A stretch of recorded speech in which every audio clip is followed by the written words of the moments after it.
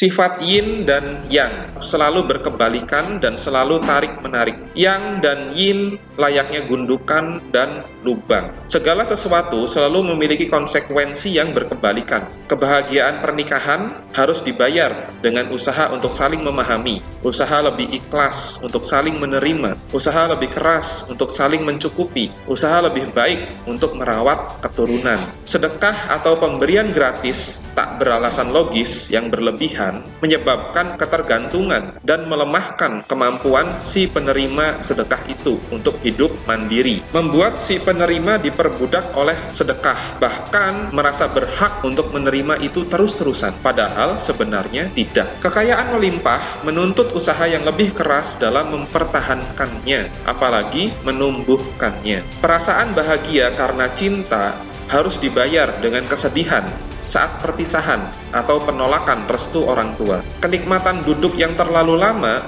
tidak membuat kita bertambah energi, malah membuat kita lelah, sakit pinggang, dan perlu beristirahat dengan cara sebaliknya, yakni berdiri, menggerak-gerakkan, atau melakukan olahraga peregangan badan. Kebahagiaan karena kelahiran seorang anak harus dibayar dengan mengurusnya dalam waktu lama hingga ia menikah.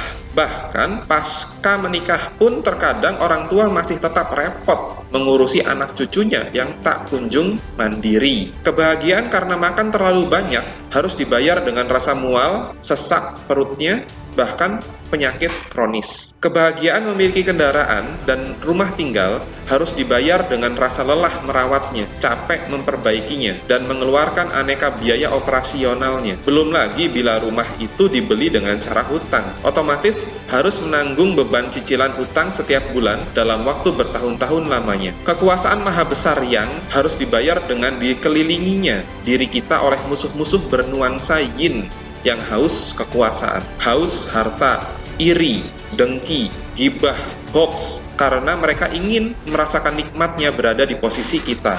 Yang dan yin layaknya gundukan dan lubang, memiliki sifat tarik-menarik. Orang tua membenci ketuaannya dan ingin kembali muda untuk bisa menikmati energi masa mudanya yang melimpah. Orang muda, walaupun membenci aneka penyakit orang tua, mereka tetap iri dengan orang tua dan ingin menjadi tua karena diperlakukan hormat, hidup damai, tentram, udah punya segalanya, dan sejahtera. Orang sakit ingin sehat dan berusaha melakukan segala cara, bahkan mengorbankan harta bendanya. Semua jerih payahnya selama ini agar bisa sembuh. Harta banyak, sakit, harta habis, sembuh. Inilah Tao, nol ketiadaan. Sayangnya, Tao di dunia ini sangat tidak stabil, bahkan bisa berubah menjadi yin dan yang baru lagi hanya dalam hitungan menit. Tidak hanya orang sakit, orang sehat pun tidak ingin sakit. Tetapi mereka cenderung menyia-nyiakan kesehatannya dengan melakukan hal-hal berlebihan yang justru membuatnya sakit, seperti makan sembarangan, kurang tidur, kerja berlebihan, keluyuran kesana kemari siang malam tanpa menghasilkan karma positif. Tentunya hal itu sangat menyenangkan, mengerjakan yin, energi negatif yang kita keluarkan, tapi perasaannya positif. Hingga tubuh dan jiwa kita ketagihan.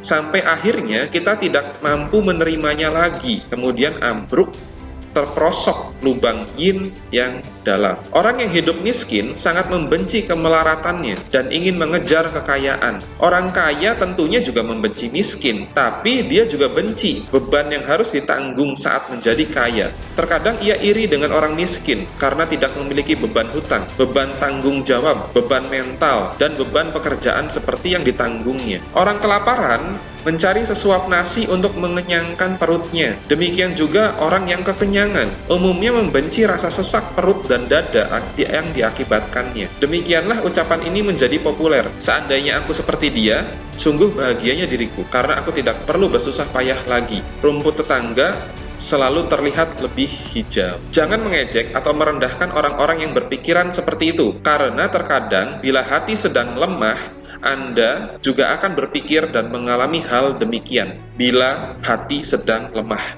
kita juga akan berpikir dan mengalami hal demikian. Ini memang sudah hukum alam, sudah digariskan sejak kita lahir, bahkan sebelum kita lahir. Hal ini sudah tertanam jauh di alam bawah sadar kita semua tanpa terkecuali. Camkan ini, pikiran bawah sadar setiap manusia selalu dipenuhi oleh keinginan yang tidak terpenuhi. Mau dia kaya, miskin, karyawan, pengusaha, berwajah jelek, cantik, ganteng, sakit, sehat, apapun kondisinya, sama aja. Pikiran bawah sadar kita semua selalu dipenuhi oleh keinginan yang tidak terpenuhi.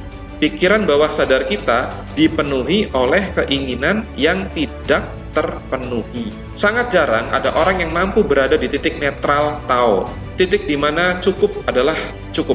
Titik di mana tidak perlu bersusah payah lagi untuk mewujudkan apapun, karena memang sudah dan selamanya akan selalu merasa cukup. Sangat jarang. Kebanyakan manusia biasanya mencapai keinginan tapi melampaui batas, baik secara sadar ataupun tidak sadar. Atau sebaliknya, mereka malah tidak mampu mencapai keinginannya sama sekali karena mereka lemah. Segala sesuatu yang berada di luar titik netral ini memiliki penderitaannya masing-masing karena ada semacam kekuatan gaib yang berusaha menariknya ke titik nol. Dalam hal pikiran, penderitaan batin ini biasa disebut keinginan, samsara, dan kesengsem. Saat keinginan kita terhadap sesuatu teramat tinggi, sedangkan kita tidak mampu mewujudkannya karena diri kita yang lemah, kita akan menggali perasaan penderitaan batin yang cukup hebat.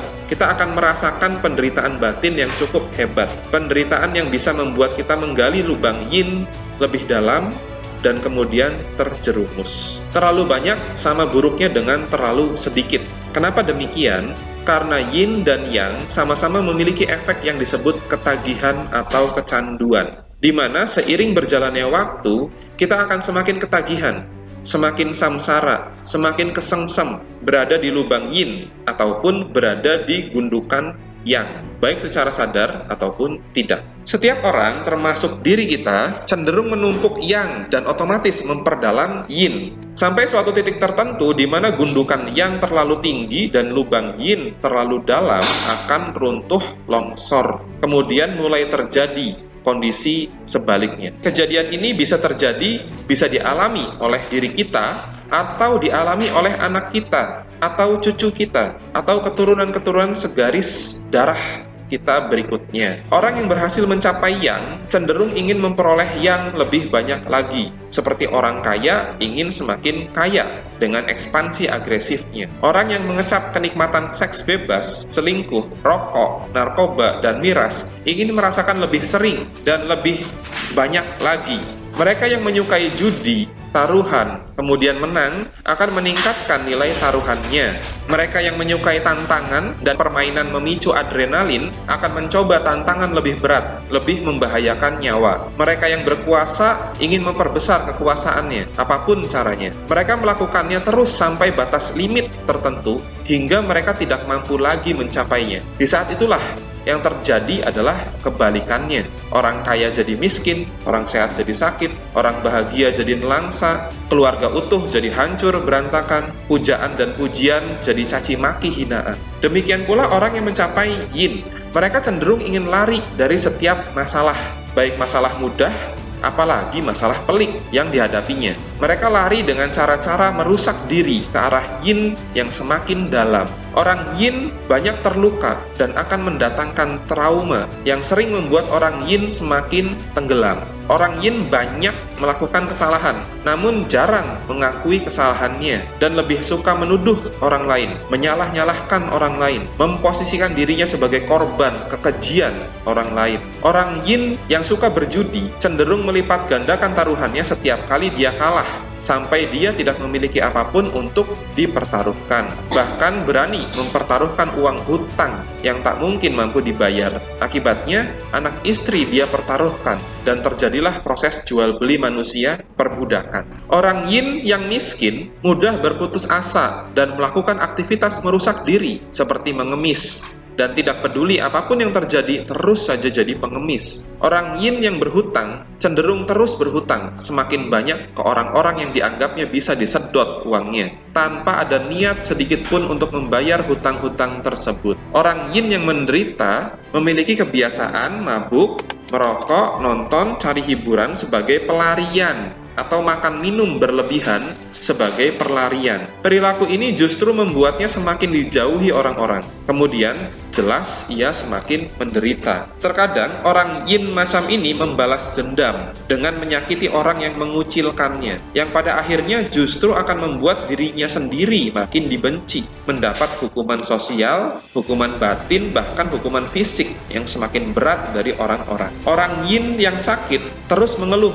dan minta dikasihani. Ditambah ia terus merajuk sehingga membuat semua orang di sekelilingnya menderita. Dirinya pun tambah menderita karena selain merasakan rasa sakit di tubuhnya, dirinya pun mulai dibenci oleh mereka yang merawatnya. Dan juga karena tidak sadar dia menyiksa diri sendiri dengan keluhan-keluhannya sendiri. Sampai titik tertentu dia akan mati, bukan karena penyakitnya, tapi karena terkubur tanah longsor akibat perilaku yin-nya sendiri. Teroris membalas dendam dengan membunuh orang tak bersalah yang membuatnya dibenci oleh seluruh dunia. Sikap yin ini malah memberi tekanan dan penilaian sangat negatif terhadap kelompoknya. Orang miskin karena kemiskinannya menjadi penjahat, ditangkap, dipukuli sampai mati oleh massa, yang artinya udah hidupnya menderita karena miskin, saat menjelang mati malah semakin menderita. Aneka kejadian-kejadian yin ini akan terus berlanjut sampai titik tertentu. Apabila orang itu masih hidup, orang itu akan muak atau menghadapi kejadian luar biasa dari Allah, sehingga dia mampu bertaubat dan mulai putar balik. Ia mengambil jalan sebaliknya ke arah yang. Bahkan terkadang, walau sangat jarang, ada orang yang mampu menjadi orang suci di posisi Tao, yakni melampaui yin dan yang. Orang miskin bisa menjadi kaya, budak bisa menjadi penguasa, orang sakit parah bisa sehat kuat, teroris menjadi penolong sesama, dan banyak contoh lainnya. Seperti kata pepatah, puncak kebahagiaan adalah awal penderitaan. Puncak penderitaan adalah awal kebahagiaan. Gundukan terlalu tinggi akan roboh, lubang terlalu dalam akan runtuh. Dengan kata lain, yin dan yang membuat kita mengalami kemelekatan pada sensasi. Sensasi ini pun melekat pada sensasi lain, melekat pada orang lain, atau melekat pada keinginan dan kehendak diri kita. Padahal, kemelekatan pasti mendatangkan kemelekatan lainnya. Semakin pekat, lengket, luas, hingga saat kita bergerak, akan mempengaruhi segala hal yang melekat pada kita. Begitupun saat yang lain bergerak, kita akan ikut terpengaruh karena melekat padanya. Inilah sebabnya para orang suci zaman dahulu selalu menekankan pentingnya diam, netral, kosong, tidak berlebihan, namun juga tidak kekurangan. Selalu merasa cukup dan bersyukur atas apa yang telah kita miliki dan kita gunakan jika belum memiliki setiap saat ini, detik ini. Karena disitulah letak titik netral pikiran kita, netral yang berasal dari rasa cukup dan rasa syukur. Setiap kali kita fokus mengejar yang, tanpa sadar kita pun menggali yin. Rasa nikmat yang membuat kita mengejar lebih banyak yang lagi. Tanpa kita sadari, lubang yin yang tercipta di belakang kita tergali semakin dalam. Sebaliknya pun sama, setiap kali kita fokus menggali yin, tanpa sadar gundukan yang juga terkumpul. Rasa sengsara yin membuat kita menggali yin lebih dalam lagi. Tanpa disadari, gundukan yang terkumpul di belakang kita semakin tinggi. Pilihannya sekarang, kita mau fokus mendaki dan berdiri di atas yang, atau mau fokus menggali dan berdiri di dalam lubang yin. Mau menjalani hidup sebagai orang yang dengan perasaan penuh hasrat keinginan, atau menjalani hidup sebagai orang yin dengan perasaan penuh penderitaan kesengsaraan. Sebagaimana yang sudah saya katakan di awal, segala sesuatu yang berada di luar titik netral memiliki penderitaannya masing-masing. Karena ada semacam kekuatan gaib yang berusaha menariknya ke titik nol. Penderitaan batin ini biasa disebut keinginan, samsara, dan kesengsem. Orang yang fokus mendaki yang akan mengalami kondisi di mana orang-orang sekitarnya akan mempersulit baik secara lahir maupun batin agar dia tidak mencapai gundukan yang lebih tinggi lagi dari sekarang. Sebaliknya, orang yang fokus menggali yin akan mengalami kondisi di mana orang-orang sekitarnya merasa iba, ingin menolong dia, kasihan sama dia, ingin menasehati dia, dan siap membantu agar dia tidak terperosok lebih dalam di lubang yin-nya. Namun, yang menentukan orang yang tetap mendaki yang atau balik arah turun ke yin, dan sebaliknya, orang yin tetap menggali lubang yin atau berbalik arah, mulai mendaki yang. Yang menentukan itu semua adalah pilihan dirinya sendiri, tepatnya kemampuan dirinya untuk lepas dari perasaan ketagihan yang atau ketagihan yin. Karena yang ataupun yin sama-sama bisa bikin ketagihan, bikin kecanduan. Orang yang akan terus-terusan ketagihan kemelekatan yang, walaupun di sekitarnya orang-orang berusaha menjatuhkannya dari puncak bukit. Sebaliknya, orang yin akan terus-menerus ketagihan kemelekatan yin, walaupun di sekitarnya orang-orang berusaha membuatnya bangkit, memotivasinya, menolongnya agar berbalik arah. Kemelekatan yang semakin membuat orangnya lupa diri, kemelekatan yin semakin membuat orangnya menjerumuskan diri. Setiap yang menghasilkan yin. Tiap gundukan memiliki lubang sebagai kompensasinya, dan tiap lubang yang digali akan menghasilkan gundukan sebagai kompensasinya. Tiap kenikmatan memiliki konsekuensi negatif yang tidak terlihat.